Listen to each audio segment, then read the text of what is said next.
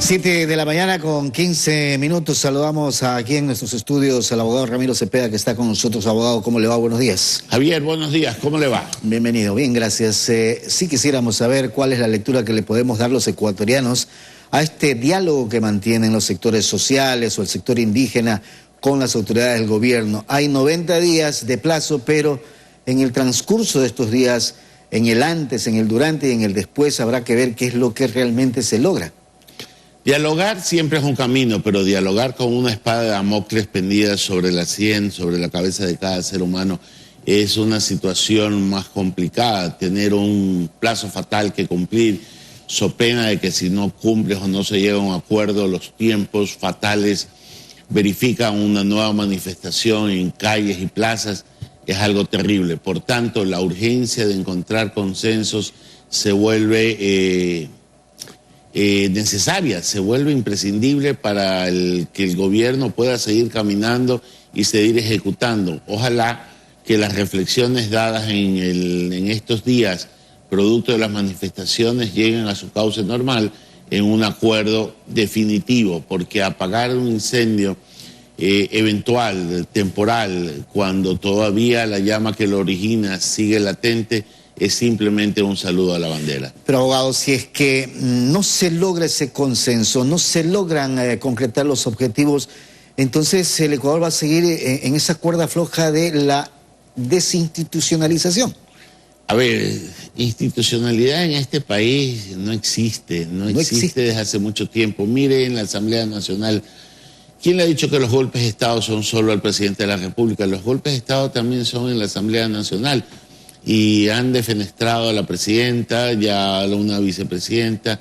Parece que hay un itinerario, dicen los abogados del iter criminis, del cual se está verificando casi como una bitácora imparasitablemente que lleva a un desastre, lleva a una consecución de algo que no sabemos qué es lo que en definitiva lo que se quiere, pero que no termina siendo nada bueno. Es decir, en la Asamblea Nacional, a mí me parece increíble, abogado, saber que hoy por hoy, en la Asamblea, los dos vicepresidentes, la primera y el segundo vicepresidente, no existe ese cargo, no existe el cargo, no hay quien lo ejerza, y solamente tenemos un presidente de la Asamblea que, producto de la salida de Yori, entonces está a cargo del organismo legislativo. Desde ahí ya partimos mal, punto uno. Punto dos, usted recordará 1990 fue el primer levantamiento indígena, de ahí en más hasta la fecha, ¿qué se ha logrado por parte de ellos? Mire, el movimiento indígena queda debiendo, se le dio todo, en este gobierno ha tenido todo, han tenido ministro, tuvieron a la presidenta de la Asamblea Nacional, han tenido un grupo importantísimo de asambleístas dentro del seno de la Asamblea Nacional, y resulta que cuando tienen los mecanismos constitucionales para ejercer el poder y poder plantear sus requerimientos a través de proyectos, de leyes, que bien pudieran haber podido sacar dentro del discurso del ejercicio democrático, no lo hicieron.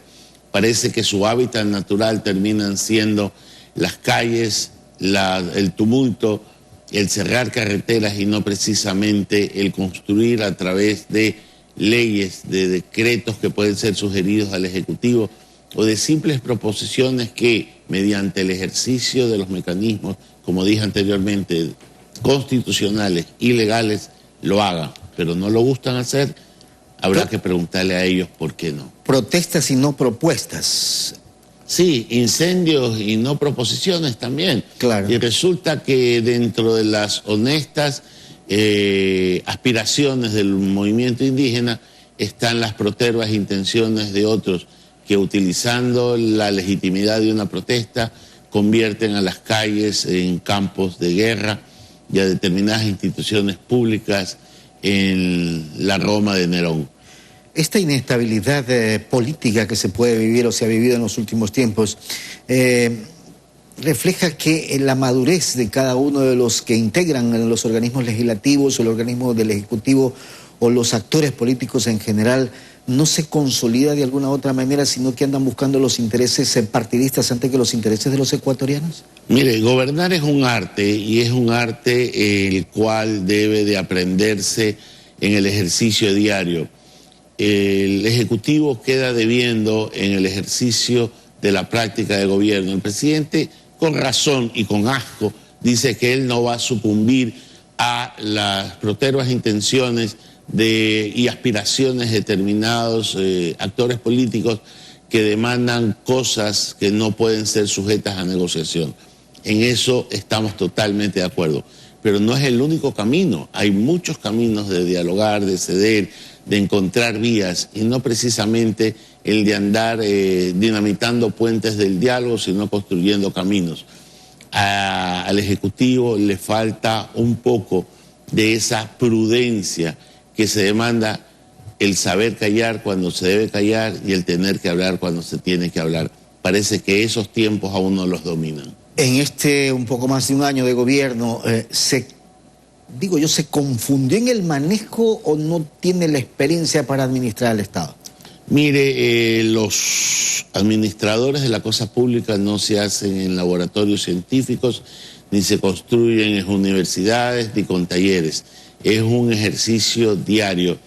Y la cercanía que deben de tener los actores que hoy gobiernan y la experiencia que deben de tener esos mismos actores con respecto a la cosa pública, no la han tenido. No han tenido el trato político, no han tenido lo que se llama esquina, cancha, kilometraje necesario para poder construir los puentes. Y resulta que han terminado haciendo lo que les parece, lo que probablemente moralmente y éticamente es lo correcto, pero no es que se demande lo contrario, se demanda un poco de ser maleables en el sentido de tener que ceder probablemente a aquellas líneas rojas que en un momento del pasado fueron rojas y que hoy ya no lo son. Solo sí. Mírese el decreto dijo en algún momento el presidente de la República, el de la subida de los combustibles, que era inamovible. Ahí está, lo tuvo que mover. Ha sugerido unas consultas populares un par de veces, y ahí las ven, no ha sucedido. También ha dicho de que no iban a elevar impuestos y se terminó elevando. Una cosa es con violín y otra cosa es con guitarra. Es decir, por más terceras oportunidades que tiene uno de llegar o de buscar de la campaña electoral, buscar la presidencia de la República, parece que se perdió ahí el norte de no saber administrar la cosa. Hay dos legitimidades en el ejercicio en el poder. Una de origen, que es llegar legítimamente a través de un proceso electoral al poder.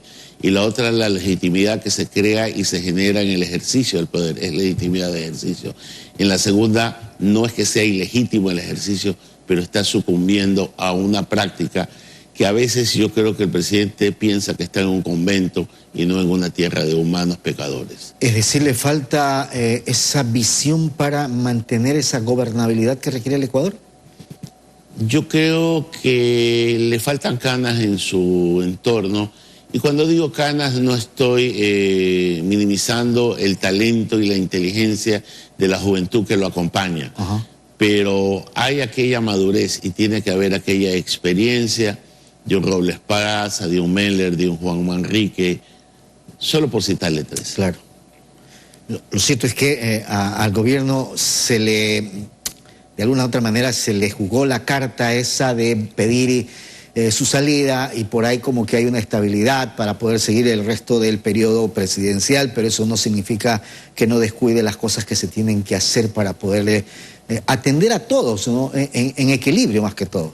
Claro, el gobierno se preocupó de equilibrar las finanzas públicas, lo cual está bien, nadie está diciendo que está mal, pero cuando usted gobierna no solo puede mirar a un lado, tiene que mirar en todo el ámbito, tiene que mirar todo el escenario que se le presenta adelante y no solo la parte de las finanzas públicas, que son importantes. Administrar un país con números ordenados es una realidad necesaria, pero ¿de qué le sirve tener números ordenados si lo que tiene después es una sociedad inconforme, unas necesidades latentes y un pueblo sin trabajo y con hambre? Y hubo ministros que no debieron haber estado. El ministro debió haber estado, lo que debió haber estado es alguien que le diga a las otras autoridades que él tenía que cumplir su función y que dejen también asignar recursos a quienes ese ministro, Cueva, al que usted cita correctamente, lo dejaron hacer, no solo la parte económica, sino manejando el dinero, impedir que se haga la parte social. Abogado, quiero agradecerle por haber estado con nosotros esta mañana. Buen día. Muchas gracias. Gracias. El abogado Ramiro Cepeda, son las 7 de la mañana con 26 minutos. Una pausa, regresamos enseguida.